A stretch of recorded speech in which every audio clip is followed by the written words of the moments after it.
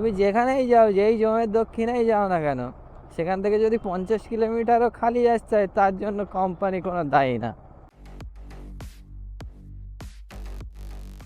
এখন টাইম হচ্ছে 11টা 41 বাজে, আর আমি এখন আছি কোথায় কোথায় আছি জানো? আমি সেন্ট্রাস মলের এখানে এসেছিলাম, এই যে ইডেন কোর্টের সামনে। এখন এই দিক দিয়ে বেরিয়ে যাচ্ছি। আজকে সকালে কাজে এসেছি হচ্ছে 8টার সময়, আর এখন 11টা 41 বাজে। খালি বসে বসেই টাইম নষ্ট হচ্ছে। এইটা দিয়ে ওই পিঠে চলে যায়। যাই ইকো এক্সপ্রেসের দিকে গিয়ে এবার বসে থাকি, আর কি করা যাবে। সকাল 8টা থেকে প্রায় 3 ঘন্টার উপরে বসে বসে নিউ টাউন আসবো না বলে চেষ্টা করছিলাম, সেই শেষমেশ আমার নিউ টাউনের দিকে আসতে হলো। তো প্রথম একটা নিয়ে এসেছিলাম হচ্ছে 100 টাকায়, তারপর ওখান থেকে একটা এই ছোটো নিয়ে আসলাম 35 টাকার ভাড়া 50 টাকায়। তো এই 9 আর 4 13, 130 টাকার কাজ হলো। 11টা 42 বাজে। আমি ভাবি যে নিউ টাউন আসবো না, আর এই নিউ টাউন না আসার চক্করে পড়ে এই 3 ঘন্টার ওপরে বসতে হলো। আজকের তারিখ হচ্ছে ডিসেম্বর মাসের 2 তারিখ, কিন্তু মার্কেটে কোনো রকম রাইড নেই। যা আসছে new town sector 5, new town sector 5, যেগুলো আসবো না সেইগুলোই সামনে ঘুরঘুর করছে, তাও আবার ফেয়ারও আবার কম। উবেরে তো ভাড়াই ঢোকে না। এই দিকে আসার পরে এই একটাই 35 টাকার ভাড়া ঢুকলো, তাই ধরলাম। চলো, আমার শালাবাবু ফোন করছে, মনে হচ্ছে DLF2-তে এসছে ইন্টারভিউ দিতে। বেশি। এই দেখ, কোচ প্রজেক্ট 32 টাকা, 800 মিটার যাবে। চলো এটা ধরি। এই অরুণা সেন্ট্রাস মল থেকে আবার একটা ঢুকলাম, দেখতে পেলে? চলো নিয়ে আসি। 800 মিটার যাবে।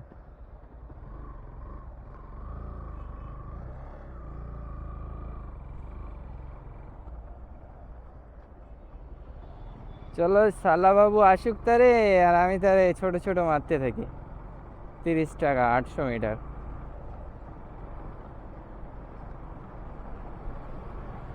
আজকে তো যা কাজ হবে সে বুঝতেই পারছি। এখন ওই বাড়ি যাওয়া আসা তেল খরচার টাকাটাই উঠুক, সাথে টিফিন খরচা, এছাড়া আর বাড়তি আর কিছু আশা করা যাচ্ছে না আজকে।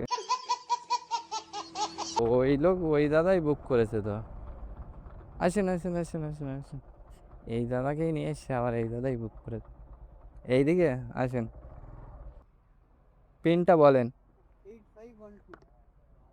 বসুন, এইদিকে যাবেন তাই তো? তাহলে আর হেলমেট লাগবে না, বসুন।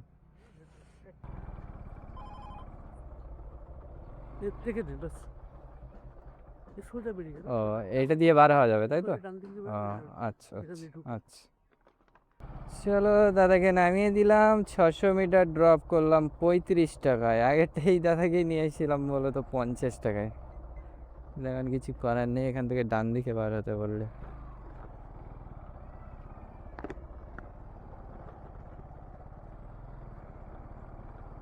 চলো, আবার ফটো চাইছে উবের বাবা, দিকে একটু দিয়ে দেওয়া যাক ফটো। ও, গাড়ি দাঁড় করাতে হবে, নাই তো রেড দেখাচ্ছে, দেখতে পাচ্ছ? চলো, 11টা 50 বাজে, আবার 35 টাকা হলো, তার মানে এখানে 30 টাকা পাবো। তাহলে কত হলো? 130, 30, 160 টাকা হয়েছে। যাক, তেল খরচা উঠে গেছে আপাতত। এবার এখান থেকে বেরিয়ে हम जाएंगे किधर? চলো শালাবাবুকে বলবো কোনি ব্রিজ ধরে হেঁটে এসো। ও হেঁটে আসুক, আমি DLF2-র সামনেই দাঁড়াই গিয়ে। চলো আমি আগে খোঁজ নিয়ে আসি টেক মাহিন্দ্রায় ইন্টারভিউ হচ্ছে কি না। ইন্টারভিউ তো সবসময়ই হয়, তবু একবার জিজ্ঞাসা করে না এই সিকিউরিটিদের ওখানে, আদেও হচ্ছে কি না তার ঠিক নেই। বাহ, এ রাস্তায় তো একেবারে যত গাড়ি সব এর মধ্যে তো দেখতে পাচ্ছি। দাদা, টেক মাহিন্দ্রায় ইন্টারভিউ চলছে তো এখন? হ্যাঁ, এই কি প্রসেসে ওটা তোমরা বলতে পারবে না তো? ইনফোসিস গেট 1 আসছে, হাতিশালা যাবে। 1 কিলোমিটার পিক আপ, 6 কিলোমিটারের ওপরে যাবে, 59 টাকা দেখাচ্ছে। তার মানে এখানে হয়তো 50 কি 54 টাকা এরকম হয়তো দেবে। তেমনি হাতিশালা যাওয়া মানে তো পুরো বেকার, এমনি ভালো জায়গায় রাইড পাওয়া যাচ্ছে না, আর হাতিশালায় গিয়ে পাওয়া যাবে। হ্যাঁ, চল আমি যাই ওই ইউনিটে, গেট 2 এর ওইদিকে যাই, ওখানে দাঁড়াবো খুনি, ওকে বলবো খুনি উল্টো দিকে আসতে, ওখান থেকে নিয়ে এইদিকে চলে আসবো খুনি। চলো, এখন ইন্টারভিউ চলছে অবশ্য, কিন্তু বেশি লেট করে আসলে আর ইন্টারভিউ দিতে ঢুকতে দেবে? 12টা 1টা পর্যন্ত মনে হয় তো ঢুকতে দেবে যত সম্ভব। এই যে এসেছিলাম হচ্ছে এই নাগের বাজারের ভিতরে, এখন এই 1টা 28 বাজে, সেই থেকে দাঁড়িয়ে দাঁড়িয়ে এই যে দাদা, এই দাদাকে নামালাম, বাইরের দিকে গিয়ে দাঁড়িয়েছিলাম, আবার একটা দিকে উবেরে ঢুকলো, যাবে ওই ইউনিটেকের ওই আশপাশে যত সম্ভব মনে হচ্ছে, ইউনিটেক কি টিসিএস। তো মেসেজ করছি, দেখি অ্যান্সার দেয় না, তারপরে এখন এই মেসেজের অ্যান্সার দিল। 140 না 150 কত টাকা যেন বলেছি, এখন যাই গিয়ে পিক আপ করে আনি। খিদিরপুরের পার্সেল ঢুকছে এখন। চলো হটাও। আর এদের জ্বালায় মাথা খারাপ।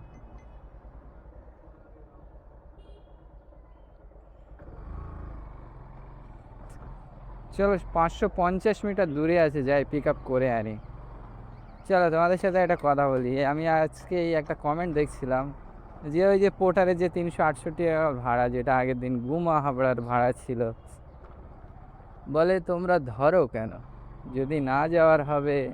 তো যদি আমরা না ধরি, সেই একজনকে না একজনকে তো সেই বেশি দিতেই হবে ওই সব ভাড়া, কারণ কেউই যাবে না, যে চেনে জায়গা, যে জানে, সে কোনো দিন ওই সেম ফেয়ারে যাবে না। কারণ ওটা হচ্ছে একদম পুরো আউট অফ লোকেশন, মানে ওই লোকেশান থেকে যেখানে ভাড়া পাওয়া যাবে আসতে গেলে কমসে কম 15-16 কিলোমিটার খালি আসতে হবে।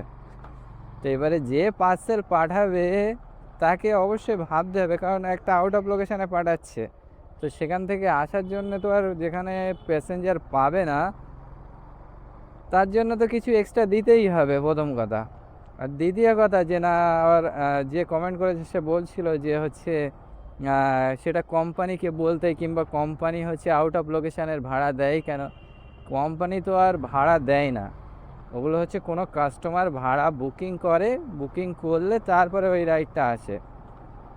তো কোম্পানি দেখতে যাবে না যে কোথায় গেলে তুমি ভাড়া পাবে, কিংবা কোথা থেকে তুমি 30 কিলোমিটার গিয়ে যদি 30 কিলোমিটারও খালি আসো, তাও কোম্পানির কোনো যায় আসে না।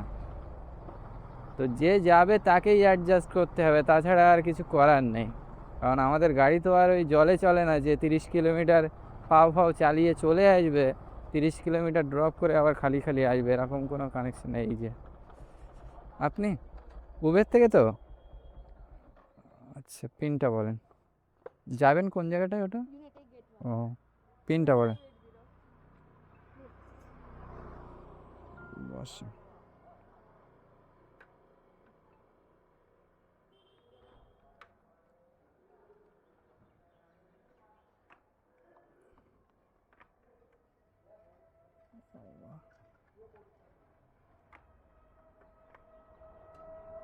হ্যাঁ বসেন, ওঠেন ওঠেন, উঠে পড়েন। আচ্ছা আচ্ছা, বেশিক্ষণ লাগবে না, 1:55-56-র মধ্যে পৌঁছে যাবো।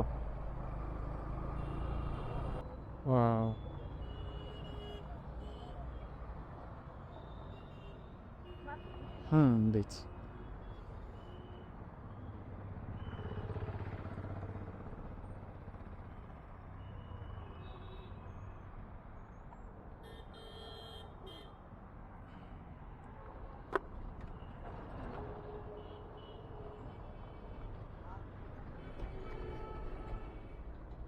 হ্যাঁ ঠিক আছে, চলো 1:58 বাজে। এই যে ফেয়ার বেশি চেয়েছিলাম, এটাই দেবে বলে তো মনে হয় না, চলো দেখি, যা দেয় দেবে, কিছু করার নেই, বেশি না দিলেও। ওই 150 টাকায় দিয়েছে, যাক ভালো। বিশাল তাড়াহুড়ো করে আসতে হলো, ম্যামও বলছিল একটু লেট হয়ে গেছে, ওই জন্য আরও তাড়াহুড়োটা হয়ে গেল। এই দাদা কোনো বুকিং করছে মনে হয়, আমাকে আবার দেখতে আসছিল আমার গাড়ির দিকে। চলো দেখি নেক্সট কি পাওয়া যায়, 1:58 বাজে। চলো, শালাবাবু ফোন করছিল, ওকে ঢুকিয়ে দিলাম ভিতরে, আবার কি বললো, হিন্দি না কি বলছিল, দেখি কি বলে। গাইজ এখন 5:06 বাজে, এই মঙ্গোলিয়া প্রেস্টিজের এখানে ছিলাম, এখান থেকে এই লাস্ট ড্রপ করলাম, এখানে টিসিএস থেকে এখানে নিয়ে আসলাম। লাস্ট ড্রপ বলতে আজকে যা কাজ করেছি সে আর বলার মতো না। এখন এই এখান দিয়ে সোজা বেরিয়ে যাব। সে প্রায় 1.5-2 ঘন্টা বসে বসে এইদিকে তো কিছু পাওয়াই যায় না। এটা এই প্রায় লাউহাটির কাছাকাছি ধরো।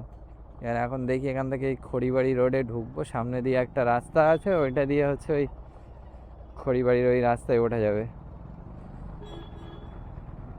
এই যে সামনে দিয়ে দেখতে হচ্ছে এইটা, এই রাস্তা দিয়ে শর্টকাট হয়ে যাবে এখানে। একরকম এখানে ছিল, একরকম ভালো হলো। আরে আরেকটা র্যাপিডোতে তখন আমি অ্যাকসেপ্ট করতে গেছিলাম এই রাইডটা অ্যাকসেপ্ট হয়ে গেছিলো, কিন্তু আমার অ্যাপে দেখি দেখায় না। খানিকক্ষণ পরে আবার দেখি দেখাচ্ছে যে রাইড ক্যান্সেল। আমি তো পুরো অবাক যে কিভাবে রাইড অ্যাকসেপ্ট হয়েছে, আমার অ্যাপে কোনো সই হচ্ছিল না। কিন্তু যখন ক্যান্সেল হলো তখন ওপরে দেখালো যে অর্ডার ক্যান্সেল। এই হচ্ছে র্যাপিডোর অবস্থা। আর কি বলবো, তো চলো এখন যাই। আজকে যা কাজ হয়েছে হয়েছে। এখন 5টা 7 বাজে। মার্কেট যে আজকে এতটা খারাপ যাবে ভাবা গেল না। আর এই সন্ধ্যের দিকে গিয়ে যখন আসার টাইম, তখন দেখি পোর্টারে রাইড দিচ্ছে। একটা দেখি টালিগঞ্জ ঢুকলো পোর্টারে পার্সেল, তারপরে একটা খিদিরপুর ঢুকলো। এই সন্ধ্যের টাইম হলেই যত বড় বড় অর্ডার সব চলে আসে, বুঝতে পারছো। আর যখন যাওয়ার টাইম, যখন লাগবে রাইড খুঁজি আমরা, তখন পাওয়া যায় না। সকালের দিকে তো মার্কেটে রাইডই পাওয়া যাচ্ছে না, কি হচ্ছে কিছু বোঝা যাচ্ছে না। এত অর্ডার কম হলে কি করে কি হবে সেইটাই ভেবে পাচ্ছি না। এই মার্কেটের অবস্থা, তাতে ওইসব দাদারা যেসব কমেন্ট করে যে বোথ সাইডের, যদি আউটসাইডের অর্ডার হয় তাও কি হচ্ছে কাস্টমার এক্সট্রা টাকা দিতে যাবে। কাস্টমাররা বুকিং করছে, আমরা সেই পার্সেলটা নিয়ে যাচ্ছি। সেটা আউট অফ লোকেশন হলে কোনোদিন কোম্পানি কি আর এক্সট্রা ফেয়ার আমাকে দেবে? আমরা যদি ওখান থেকে 32 কিলোমিটার রাইড নিয়ে গিয়ে যদি 20 কিলোমিটার খালি আসি, কোম্পানি কোনো দিন দেবে না। তুমি যেখানেই যাও, যেই জমের দক্ষিণেই যাও না কেন, সেখান থেকে যদি 50 কিলোমিটারও খালি আসতে হয়, তার জন্য কোম্পানি কোনো দায়ী না। এইবারে যে বলছে তাহলে তুমি যখন যেতে পারবে না আউট অফ লোকেশন, তাহলে রাইডটা ধরলে কেন? এটাও কথা ঠিক। আবার যদি রাইড এরকম আমরা সবাই যদি ভাবি যে আউট অফ লোকেশানে যাব কেন, কিংবা কাস্টমাররা যদি মনে করে যে আমরা আউট অফ লোকেশানের টাকা এক্সট্রা দেবো কেন, তাহলে ওই রাইড ওই কেউ ধরবেও না, আর ওই পার্সেল ওই জায়গায় গিয়ে পৌঁছাবেও না। ওই কেউ কেউ ধরে, কিংবা আমিও ধরি, ধরে ওই এক্সট্রা নিয়ে যাই বলেই ওই পার্সেলটা ওই লোকেশানে যায়। তাছাড়া ওই কাস্টমারের ওই পার্সেলটা ওই লোকেশানে গিয়ে কোনো দিন পৌঁছাতো না, বুঝতে পেরেছ? এই হচ্ছে ব্যাপার। তারপরে ওই যে আরেকটা কথা বলছিলে যে হচ্ছে যখন ফেয়ার বেশি দেখায় তখন কি কাস্টমারের থেকে কম নাও? তখন তো কম নিতে পারো। কাস্টমারের একমাত্র তখনই ফেয়ার বেশি দেখায় যখন হচ্ছে গিয়ে হাই ডিমান্ড থাকে, রাস্তা পুরো জ্যাম, কোনো 4 চাকা নিয়ে গলানো যাবে না। একমাত্র উপায় তখন ওই বাইকেই থাকে যে না, বাইকই নিয়ে যেতে পারবে। যখন ওই সারা কলকাতার মধ্যে হাঁটুর ওপরে জল, মানুষ সমান জল ছিল, তখন কি হাই ডিমান্ড, তারপরে তখন ওই এইসব কথাগুলো আসেনি যে টাকা বেশি দেবো কেন। তখন যাই টাকা চাইছিল সবাই দিয়ে দিচ্ছিল। কেন? এই বাইকই একমাত্র রিস্ক নিয়ে যেতে পারবে, এছাড়া আর কেউ রিস্ক নিয়ে যেতে পারবে না। 4 চাকারা কি রিস্ক নিয়ে যেতে পারবে? 4 চাকা এক কথায় আমি যাবো না, যাবেই না। ওরা অর্ডারই ধরবে না, যদি আবার ধরে এমন ভাড়া চাইবে সে কাস্টমারের পাততলা থেকে মাটি সরে যাবে। তো একমাত্র এই বাইকই উপায় ছিল, আর বাইকই তখন হচ্ছে সবার কাজে এসছে। যে না, হ্যাঁ 50-এর ভাড়া হয়তো 80 টাকা কি 100 টাকা নিয়েছে, এটা ঠিক, ডবল হয়তো নিয়েছে, কিন্তু ওই টাইমে মানুষের তো কাজটাও উদ্ধার হয়েছে।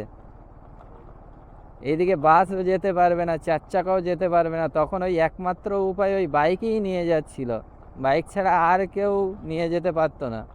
এই যে বাইক নিয়ে যাচ্ছিল ওই 100 টাকা কি 200 টাকার ভাড়া মারার জন্যে, যদি তার ওই বাইকের ইঞ্জিনটাই সিজ হয়ে যায়, কিংবা গাড়ির ভিতরে জল ঢুকে যদি কোনো পার্টস খারাপ হয়ে যায়, সেই পার্টসের দাম কি কাস্টমার দেবে?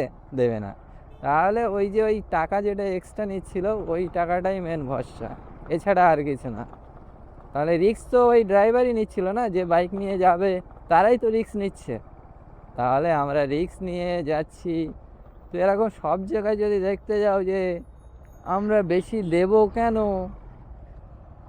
সে তুমি 32 কিলোমিটার খালি এসো আর 30 কিলোমিটার খালি এসো, আমার দেখে লাভ নেই, ওটা কোম্পানি বুঝবে, আপনি কোম্পানির সাথে বুঝুন।